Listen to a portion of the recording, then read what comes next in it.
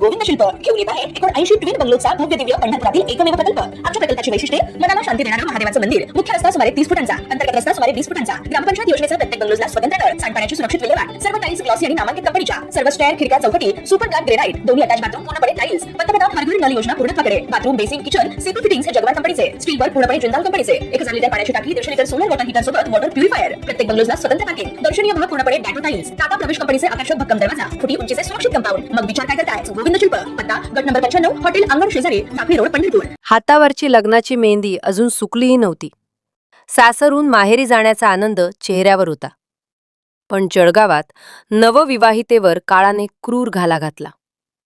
एका क्षणात हस्तखेळतं लग्नघर शोकाकुळ झालं। जळगाव येथील कवयित्री बहिणाबाई चौधरी उत्तर महाराष्ट्र विद्यापीठासमोर एक भीषण अपघातात 21 वर्षांच्या महिलेचा मृत्यू झाला। एका भरधाव चारचाकी वाहनाने दुचाकीला जोरदार धडक दिली। या भीषण अपघातात अवघ्या 6 दिवसापूर्वीच नववधू बनलेल्या 21 वर्षीय तरुणीचा जागीच दुर्दैवी मृत्यू झाला आहे। वैशाली भाऊसाहेब पाटील असे या मृत नववधूचे नाव आहे।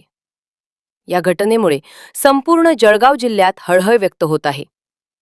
मिळालेल्या माहितीनुसार मृत वैशाली पाटील हिचे अवघ्या 6 दिवसापूर्वीच धूमधडाक्यात लग्न झाले होते। सासरचे विधी आटपून ती आपल्या काकांसोबत दुचाकीवरून सासरहून माहेरी जात होती। दोघे जळगाव येथील विद्यापीठासमोरील रस्त्यावरून जात असताना अचानक एका भरधाव चारचाकी वाहनाने त्यांच्या दुचाकीला पाठीमागून जोरदार धडक दिली। ही धडक इतकी भीषण होती की वैशाली गाडीवरून दूर फेकली गेली आणि गंभीर दुखापत झाल्याने तिचा जागीच मृत्यू झाला। या अपघातात दुचाकी चालवणारे नववधूचे काका देखील गंभीर जखमी झाले आहेत।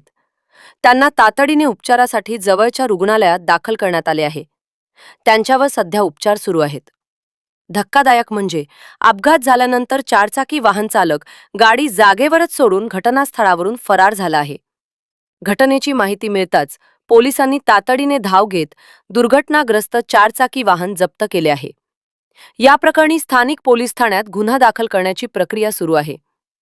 फरार चालकाचा शोध घेण्यासाठी पोलिसांनी चक्र फिरवली आहेत।